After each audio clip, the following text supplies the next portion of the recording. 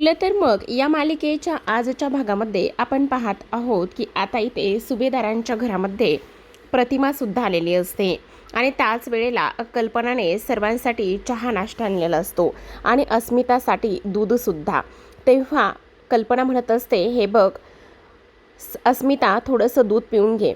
आणि प्रतिमा, तू इथे आलीस ना, त्यामुळे थोडंसं बरं वाटते. बरं झालं तू इथे आलेली आहेस. तेव्हा इकडे अस्मिता म्हणत असते, नाही मम्मा, मला दूध वगैरे ह्या सर्व गोष्टी अजिबात प्यायच्या नाही आहेत, माझा मूडच नाही आहे.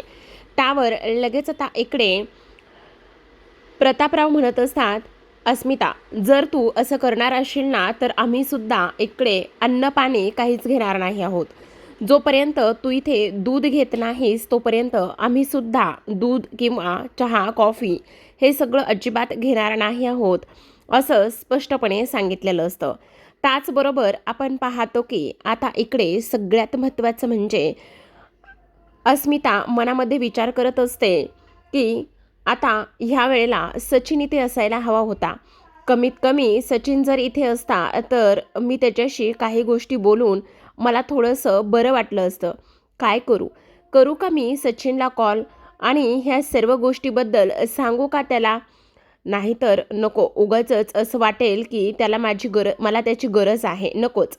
तेवढ्यातच आता आपण इकडे पाहतो दुसऱ्या बाजूला सायली, चैतन्य आणि त्याचबरोबर अर्जुन हे तिघेही जण आलेले असतात.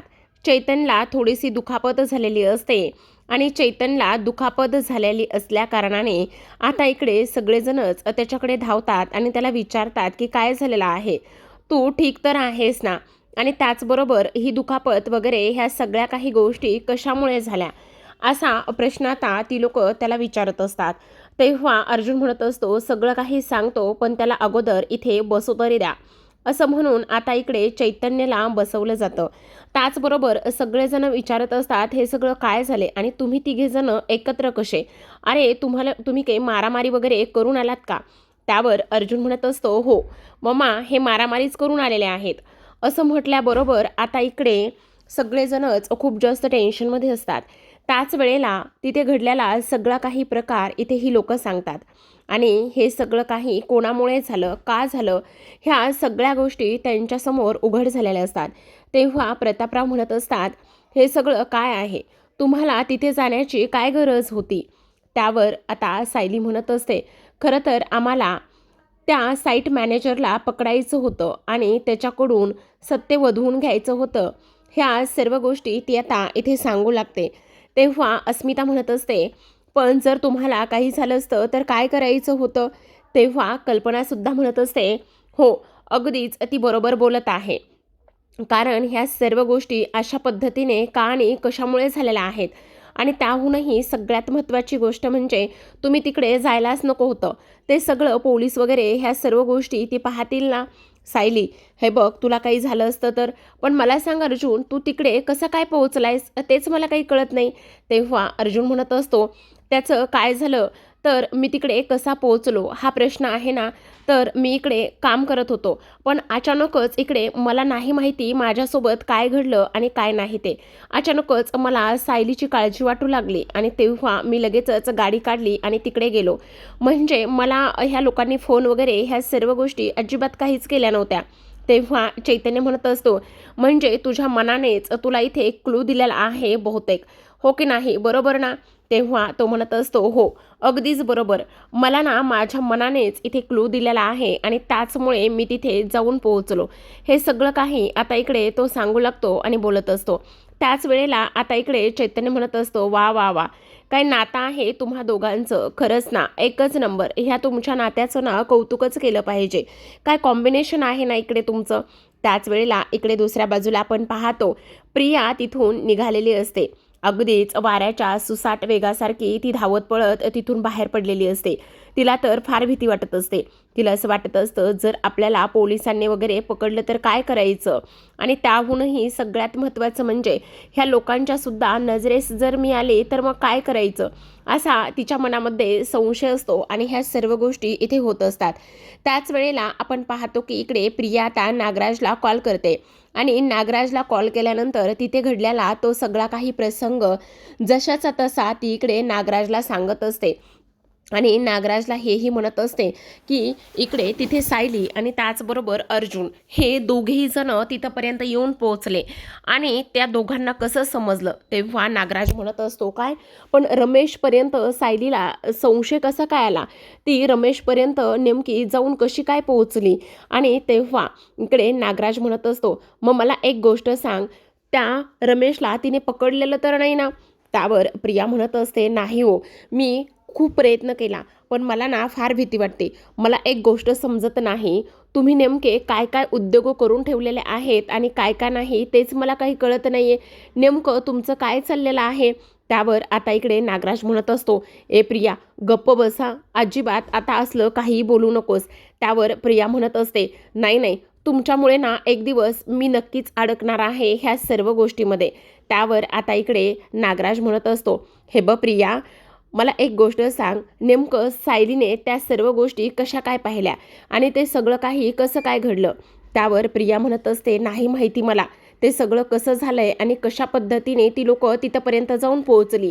त्यावर आता नागराज म्हणत असतो पण आता रमेशला पोलिसांनी पकडले म्हटल्यावर इकडे त्याने फक्त काही तिथे बोलायला नको आणि जर तो काही बोलला तर मग मात्र फारच जास्त टेन्शन होऊ शकतं किंवा ह्या सर्व गोष्टी फारच जास्त विचित्र पद्धतीने होऊ शकतात असं सुद्धा आता इकडे तो बोलत असतो. त्याचबरोबर दुसऱ्या बाजूला आपण पाहतो की इकडे अर्जुनला मात्र प्रिया घरी नसते त्यामुळे टेन्शन आलेलं असतं. तो विचार करतो जेव्हा जेव्हा इथे ह्या सगळ्या गोष्टी होत आहेत तेव्हा तेव्हा मात्र प्रिया घरी नसते, म्हणजे ह्या सगळ्या गोष्टीचा आणि त्याचबरोबर ह्या हल्ल्याचा प्रियाशी काही कनेक्ट असेल का, म्हणजे नेमकं ह्या सगळ्या गोष्टीमध्ये प्रियासुद्धा इन्व्हॉल्व असेल का असा संशय अर्जुनच्या मनामध्ये आलेला असतो. कारण आत्ता ह्यावेळेसुद्धा प्रिया इथे नव्हती आणि त्यामुळेच आता इकडे त्याच्या मनामध्ये हा संशय आलेला असतो. तेव्हाच अचानकच त्याच वेळेला प्रिया बाहेरून घरात आलेली असते आणि तेव्हा ती आल्याबरोबर मुद्दामच आता बाजू सावरायची आणि ह्या लोकांना माझ्यावर संशय येऊ नये म्हणून ती आता इकडे बोलायला सुरुवात करते. ती म्हणत असते हो आता काय एकमेकांच्या ड्युट्या चेंज केल्यात तरीसुद्धा ही लोक मात्र इकडे फिरायला सोबत जातातच की. त्याहूनही इकडे ह्या दोघांना बाकी कशाची काहीच पडलेली नाहीये. आता घरातला स्वयंपाक वगैरे कोण करणार आहे अर्जुन. आता इकडे प्रियाचं तोंड बंद केलेलं असतं ते म्हणजेच अर्जुनने. तो म्हणत असतो मला एक गोष्ट सांग, तू कुठे गेली होतीस. तेव्हा ती म्हणत असते त्याच्याशी तुला काय पडलेलं आहे, त्याच्याशी तुझं काही एक घेणं देणं नाही समजलं. तर आता इकडे आपण पाहतो की सायलीला सगळेजण समजावत असतात आणि म्हणत असतात हे बघ सायली, एवढी सगळी मोठी रिस्क आणि ह्या सर्व गोष्टी घेण्याची तुला काहीच गरज नाही आहे. हे बघ आत्ता हे सगळं काही झालेलं आहे ना, त्यामुळे आता इकडे तू ह्या भानगडीमध्ये पडू नकोस असं तरी आम्हाला वाटतंय. हे बघ उगाचच जीवावर वगैरे बेतायला नको असं सुद्धा आता इकडे ती बोलते.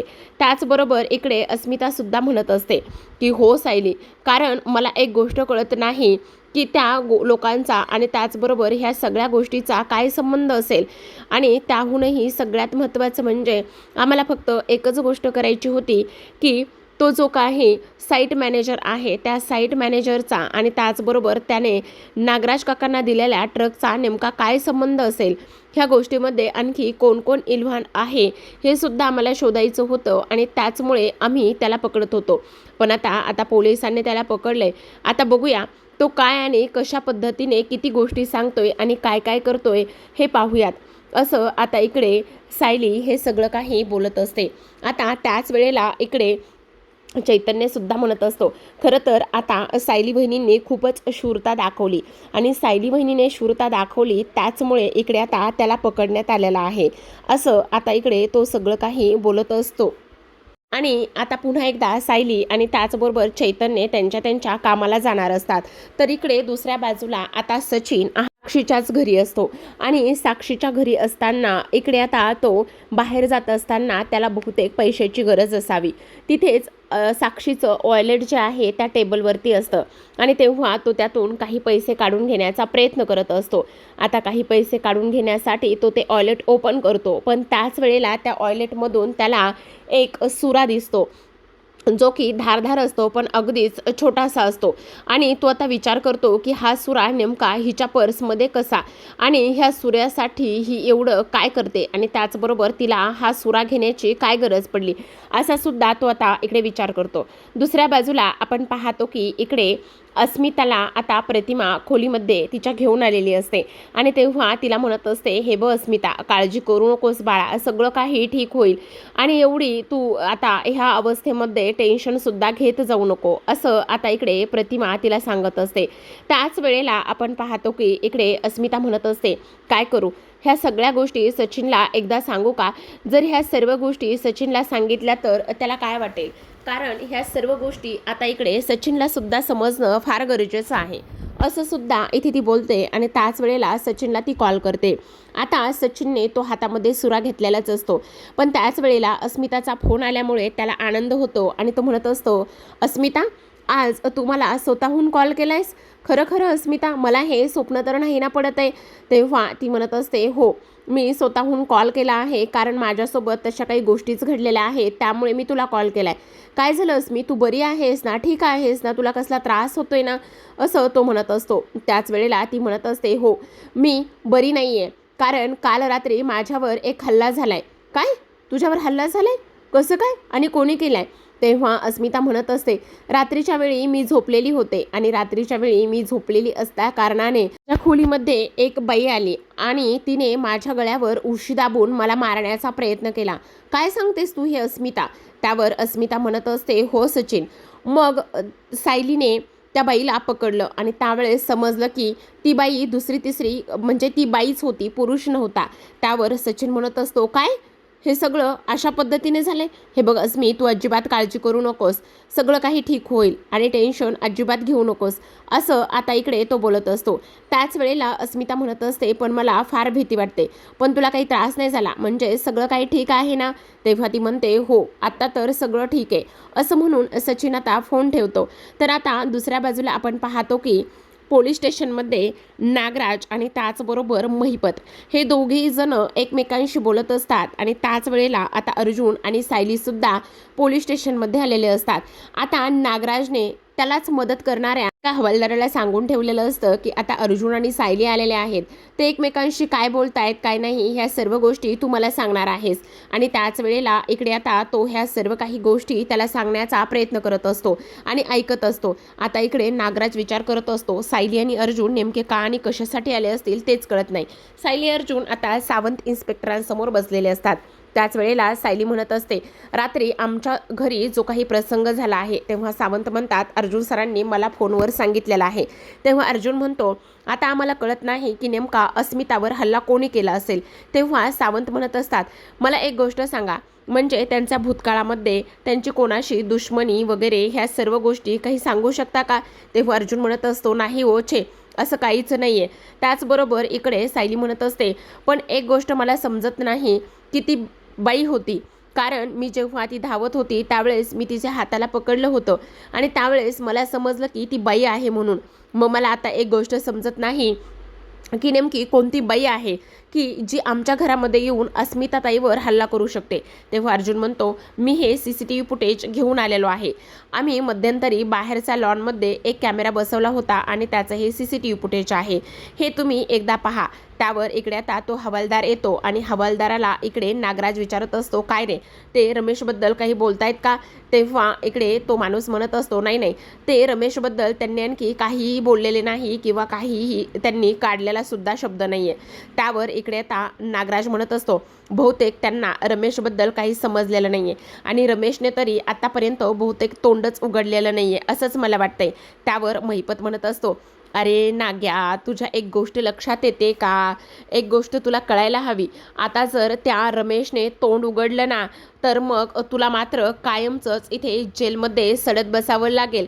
त्यावर इकडे आता नागराज म्हणत असतो, हां, तुला पण तेच करावं लागेल ना? तेव्हा महिपत म्हणतो, अरे तू मला माझ्या पोरीची शपथ घालून गप्प केलेस, पण आता त्या बाहेर वावरणाऱ्या किंवा पोलिसांनी पकडणाऱ्या त्या रमेशला कसं गप्प करणार आहेस? तर आता इकडे दुसऱ्या बाजूला पाहतो, साक्षी पोलीस स्टेशनमध्ये आलेली असते आणि त्यावेळेला ती विचार करते, मी आता ह्यावेळेला पोलीस स्टेशनमध्ये येऊन काही चूक तर केली नाही ना? जाऊ का मी रिटर्न? नाही नाही, नको, आता एवढी रिस्क घेऊन आले तर आता भेटूनच जाते अण्णांना आणि झालेला सगळा प्रकार सांगते. त्यावर ती हवालदारांशी बोलत असते, मला महिपत शिकऱ्यांना भेटायचे, पण हवालदारांनी सांगितलेलं असतं तुम्हाला तोंडाचा मास्क काढावा लागेल आणि मगच आतमध्ये जावं लागेल. तेव्हा साक्षीने सांगितलेलं असतं की मला थोडासा मेडिकल इश्यू आहे, त्यामुळे मी मास्क नाही काढू शकत. पण तरीसुद्धा तेव्हा साक्षी मास्क काढते आणि त्याचबरोबर त्या रजिस्टरवर स्वतःचं नाव म्हणजेच इथे ती लास्ट टाइम ज्या नावाने आली होती तेच नाव इथे ती लिहित असते आणि त्याच नावाने सहीसुद्धा करते आणि जात असते. आता जात असताना समोर सायली आणि अर्जुन तिला दिसतात. त्याच वेळेला ती खोकते आणि तोंड फिरवत असते. तेव्हा सायली मनामध्ये विचार करते, मला इथे सतत का असं होतंय? मी आता हे डोळे पाहिले त्यावेळेस सुद्धा मला साक्षीचेच ते डोळे आहेत असं का बरं वाटलं? असा सायली विचार करते आणि त्यानंतर ती अर्जुनला म्हणत असते, बहुतेक मला सुद्धा ना तुमचं हे वकिलीचं काम करून ना सतत संशयच निर्माण होतोय असं इकडे ती बोलते. त्यावर अर्जुन म्हणत असतो, म्हणजे बायको तू मान्य करतेस ना की वकिलाचं काम करणं एवढं सोपं नाहीये म्हणून? त्यावर सायली म्हणत असते, हो तुम्हाला तर ना माझ्याकडून एवढंच वधून घ्यायचंय, चला आता घरी. असं म्हणून आता दोघे जणी घरी येतात. संध्याकाळची वेळ असते, सायली स्टडी रूम मध्ये असते. तेव्हा अर्जुन तिच्याकडे येतो आणि म्हणतो, हे बघ बायको, किचन ओटा सगळं आवरून झालाय, अस्मिता ताईसाठी बदाम भिजत घालून झाले, सगळं ऑल ओके करून ठेवले, आता झोपायचं आहे. तेव्हा सायलीचं लक्ष नसतं. मग अर्जुन तिला पुन्हा म्हणतो, काय चाललंय सायली तुझं, लक्ष कुठे आहे? त्यावर पुन्हा एकदा सायली म्हणत असते, नाही नाही काही नाही, मी अजिबात चहा वगैरे देणार नाही हां, कारण सायली म्हटलेली असते जा आणि तुम्ही झोपा, मी थोड्या वेळाने येते. त्यावर सायली म्हणते, नाही हो मला चहा नकोच आहे. मग काय आहे, चल झोपायला. बायको वेळेत झोपलं पाहिजे, नाहीतर ॲसिडिटी होते. त्यावर सायली म्हणत असते, हो हो कळतंय ते मला हा टोमणा तुमचा बरोबर कळतोय, पण मला एक गोष्ट नाही कळतंय, तुमच्या एक गोष्ट लक्षात येते का? त्यावर अर्जुन म्हणत असतो, कोणती आणि कसली गोष्ट? अर्जुन म्हणत असतो, काय चाललंय बायको, कसला एवढा विचार करतेस? तेव्हा सायली म्हणत असते, बघा ना, त्या सदानंदला आणि त्याचबरोबर त्या मैनावतीला घरी आणलं त्यावेळेस सुद्धा प्रियाचा काय संबंध होता? आणि त्याहूनही सगळ्यात महत्त्वाची एक गोष्ट तुमच्या लक्षात येते का, की इकडे बघा महिपत आणि त्याचबरोबर त्या सदानंदचा ह्या सर्वांचा काय संबंध होता? तेव्हा अर्जुन म्हणत असतो, बायको तुझ्या अजून एक गोष्ट लक्षात येते का? आता बघ ना, जेव्हा हा हल्ला झाला तेव्हा सुद्धा इकडे प्रिया घरी नव्हते, मग प्रिया नेमकी कुठे गेली होती? त्याचबरोबर इकडे ह्या सगळ्या गोष्टींचा काय संबंध असेल? तेव्हा सायली म्हणत असते, बरोबर बोलताय तुम्ही, काहीतरी संबंध नक्कीच असेल. असं म्हणून आता सायली विचार करू लागते की नेमकं काय आहे. जेव्हा अस्मिता ताईवर हल्ला झाला तेव्हा मी स्वतःच्या हाताने दरवाजा बंद केला होता आणि त्याच वेळेला प्रिया इथे हॉलमध्येच होती, म्हणजे प्रिया अजूनसुद्धा नागराज काका आणि महिपतला मदत करते का? ह्या सगळ्या गोष्टी ती आता विचार करते. आता इकडे प्रिया किचनमध्ये असते. त्याच वेळेला सायली तिच्याकडे जाते आणि म्हणते, काय गं एवढ्या वेळेला किचनमध्ये उशिरापर्यंत काय करतेस? तेव्हा प्रिया म्हणते, अगं काय करतेस म्हणजे, आता तुम्हा सगळ्यांचं आवरून झालंय, खाऊन पिऊन झालंय, कारण तुम्ही इथे किचनमध्ये असतात तोपर्यंत मला किचनमध्ये यायला अलाउड नाही आहे ना, म्हणून आत्ता येते आणि खाण्याचं बघते. त्यावर सायली म्हणत असते, हो का, तेच तुझ्यासाठी चांगलं आहे, तुझा मोबाईल दे, मला मोबाईल तपासायचा आहे. तेव्हा प्रिया म्हणत असते, काय माझा मोबाईल आणि तुला, वेळ लागले का, मी देणार नाही. त्यावर सायली म्हणत असते, मला जरी नाही दिलास ना तरीसुद्धा पोलीस नक्कीच तुझा उद्या जाऊन मोबाईल चेक करतील, त्यामुळे आत्ता मला गपचूप मोबाईल दे. तेव्हा प्रिया आता विचारात पडते आणि त्यानंतर ती म्हणत असते, सायली काय चाललंय तुझं? तेव्हा सायली म्हणते, दे म्हटलंय ना प्रिया, गपचूप मोबाईल दे, दे पटकन. त्यावर प्रिया आता तिला मोबाईल देते. त्यावर सायली म्हणत असते, आत्ताच्या आत्ता पासवर्ड पण अनलॉक करून दे. त्यावर आता प्रिया मोबाईल अनलॉक करून देते. तेव्हा सायली तिचा मोबाईल चेक करते, पण मोबाईलमध्ये काहीच नसतं. पण आता सायली मोबाईल परत देताना तिला म्हणते, प्रिया एक गोष्ट मात्र नीट लक्षात ठेव, काही जरी झालं तरीसुद्धा तुझ्यावर माझं बारीक लक्ष असणार आहे. तेव्हा ती तिथून निघून जाते. आता प्रिया विचार करते, म्हणत असते, बापरे नशीब त्या साक्षीची सगळी कॉल हिस्ट्री आणि तिच्यासोबतचं चॅटिंग ते सगळं काही मी डिलीट करून टाकलं होतं, नाहीतर आज मात्र मी पकडलीच गेली असते. असं म्हणून सायली गेल्यानंतर लगेच आता हॉलमध्ये त्या जिन्याच्या तिथे येते आणि इथे ती साक्षीला कॉल करत असते. साक्षीला कॉल करून म्हणत असते, ए बाई साक्षी, तुझे हे असले कारनामे आणि हे सगळं काही आता बंद करा, एक दिवस तुझ्यामुळे मी सुद्धा गोत्यात येणार आहे. अगं तुला काय गरज होती इकडे येऊन अस्मितावर हल्ला करण्याची? जर तुला त्या दिवशी सायलीनं पकडलं असतं तर आज किती महागात पडलं असतं. गोष्ट तुझ्या लक्षात येते का? एकतर तुझा बाप तिकडे जेलमध्ये आणि आता पुन्हा तुला पण जेलमध्ये जायचंय का? हे बघ असलं आता अजिबात करू नकोस, तुझ्यामुळे मला सुद्धा इकडे जेलमध्ये जावं लागेल, समजलं तुला? असं म्हणूनच ती तिला धमकी देत असते. तर आता इकडे महिपत म्हणत असतो, काय मला कळत नाही राव, नेमका त्या अस्मितावर कोणी हल्ला केला असेल? तेव्हा नागराज सुद्धा म्हणत असतो, हो तेच तर सांगतोय मी. त्यावर महिपत म्हणत असतो, पण सुभेदारांच्या घरामध्ये जाऊन हल्ला करणारी एवढी डेंजर व्यक्ती कोण आहे? आता नागराज म्हणत असतो, आणि ती सुद्धा बाई, पण तुला एक गोष्ट सांगू का महिपत, हे बघ, ज्याने कोणी तिथे जाऊन हल्ला केलाय ना, तो हल्ला करणारी ती मुलगी किंवा जी काही व्यक्ती आहे ना, ती एक नंबरची मूर्ख आहे, मूर्ख. कारण सुभेदारांच्या घरामध्ये जाऊन त्या बहिणीवर हल्ला करणं म्हणजे. त्यावर आता इकडे महिपत विचार करतो, ही साक्षी तर नसेल ना, काय करू. इथे साक्षी जर असेल तर हे सगळं साक्षीनं केलेलं असेल तर साक्षीने ही खूप मोठी चूक केली. आता ह्या सगळ्या गोष्टी मी कुणाला सांगू सुद्धा शकत नाही की हे साक्षीनं केलं असेल म्हणून. तर आता इकडे नागराज महिपतला विचारत असतो की नेमकं कोणी केलं असेल, तुला काही कोणावर संशय. तेव्हा तो म्हणत असतो, नाही नाही, मला तर कोणावरही कसलाही संशय नाही बाबा. तर आता दुसऱ्या बाजूला आपण पाहतो की इकडे सगळ्यात महत्त्वाचं म्हणजे सायली आणि त्याचबरोबर अर्जुन, ह्या दोघांच्याही ॲनिव्हर्सरीची खूपच जय्यत अशी तयारी सुरू असते. आता इकडे प्रतापराव आणि त्याचबरोबर रविराज हे दोघेही जण डेकोरेशन करत असतात. आता औक्षणाचं ताट नेहमीप्रमाणे रेडी करून आणलेलं असतं आणि त्याच वेळेला इकडे आता विमल म्हणत असते, हे बघा, यामध्ये ना फक्त अंगठी टाकायची राहिली. तेव्हा कल्पना म्हणते, अहो तुमची अंगठी त्यामध्ये घाला, नाहीतर विसराल बरं का. तेव्हा प्रताप म्हणतात, अगं कल्पना, त्या दोघांना येऊ तर दे आणि त्यानंतर मी त्यामध्ये अंगठी घालतो, तू नको काळजी करूस. इकडे आता लगेचच जी काही आपली प्रतिमा आहे तिच्या बालपणीच्या आठवणी सगळेजण म्हणत असतात, सांगत असतात. आता प्रतापराव म्हणत असतात, प्रतिमा तुला आठवतंय का, तू लहान असताना तुला सगळ्यात जास्त फुलांचंच डेकोरेशन आवडायचं आणि त्याचबरोबर इथे जे काही पूर्णाज्या आहेत ना, त्या तुझ्या प्रत्येक वाढदिवसाला एक झाड लावून घ्यायच्या. तेव्हा अस्मिता म्हणत असते, आपण पण सायली आणि अर्जुनकडून एक झाड लावून घेऊया का. तेव्हा त्या दोघांना अगोदर खाली तर येऊ दे आणि हे सगळं होऊ दे, मग बघूया काय करायचं. तर आता इकडे सायली आणि अर्जुन खूपच छान असे रेडी होऊन आलेले असतात आणि येत असताना त्यांची नजर ह्या सर्वांवरती जात असते आणि सगळ्यांकडे गेल्यानंतर सायली आणि अर्जुन एकमेकांकडे पाहतात. त्याच वेळेला सायलीला ते सगळं काही आठवतं. इथे अर्जुन कशा पद्धतीने सगळं काही बाहेरचं मॅनेज करतो, त्याचं वकिली असो, त्याचबरोबर त्या सगळ्या गोष्टी असो हे. आणि तेव्हा अर्जुनला सुद्धा स्वयंपाकघरातील कामं करावी लागत होते. तेव्हा सायली एकाच वेळा मल्टीटास्किंग कामं कशी करत असेल, ह्या सगळ्या गोष्टी त्याला सुद्धा आठवू लागतात आणि ते दोघे ह्या विचारामध्ये हरवलेले असतात. तेवढ्यातच चैतन्य येतो. आता चैतन्य आल्याबरोबर सगळेजण त्याला म्हणतात, काय रे एवढा उशीर, चल डेकोरेशन करू लागाले, नाहीतर आता उगाचच कारणं देऊ नकोस की कोर्टातून येण्यासाठी उशीर झालाय म्हणून. तेव्हा चैतन्य म्हणतो, नाही नाही, खरंच उशीर झाला, मला समजलंच नाही कसा वेळ निघून गेला. तर बरं चल पटकन आता डेकोरेशनला मदत कर. आता हे तिघंजण फुलं लावत असताना इकडे चैतन्याचं लक्ष अर्जुन आणि सायलीकडे जातं आणि ती लोक म्हणत असतात, ओ मिस्टर अँड मिसेस सुभेदार, इकडे आम्ही तुमच्यासाठी एवढी तयारी करतोय आणि तुम्ही तिकडे काय करताय, या लवकर खाली. असं म्हणून आता ते दोघेही जण खाली येत असतात. तर आता प्रेक्षकांनो, आजच्या भागामध्ये एवढंच. उद्याचा भाग फारच इंटरेस्टिंग आणि त्याहूनही तो तेवढाच रंजक असणार आहे. कारण उद्याच्या भागामध्ये आपण पाहणार आहोत की आता इथे सायली, खरं तर माझं चुकलंच बरं का. म्हणजे तुम्ही घरातली माणसं, त्याचबरोबर घरातले सगळे काही नाती गोती, हे सगळं काही किती बांधून ठेवता तुम्ही. आणि मी हे सगळं काही करताना विसरलंच होतो. मी नाही तेव्हा तुमच्यावर ओरडायचो, चिडायचो, नाही तेव्हा तुम्हाला जज करायचो, पण हे सगळं माझं चुकलंच. त्यावर सायलीसुद्धा म्हणते, सुद्धा तुम्ही उशिरा येता, तुमच्या बिझनेस मीटिंग, त्याचबरोबर तुमचं ऑफिस, हे सगळं काही सांभाळता तुमचीसुद्धा किती तारेवरची कसरत होते. त्याचबरोबर मी आज एक गोष्ट शिकले की घरामध्ये घर नांदतं, त्याचबरोबर घराच्या बाहेर कर्तृत्व गाजतं. आज मला समजलं की इकडे दोन्ही गोष्टी किती महत्त्वाच्या आहेत.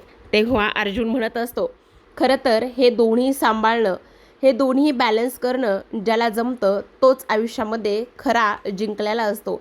आणि आज मात्र तेच इथे सिद्ध झालेलं आहे. आज ज्याचं त्यांनीच सांभाळलं पाहिजे.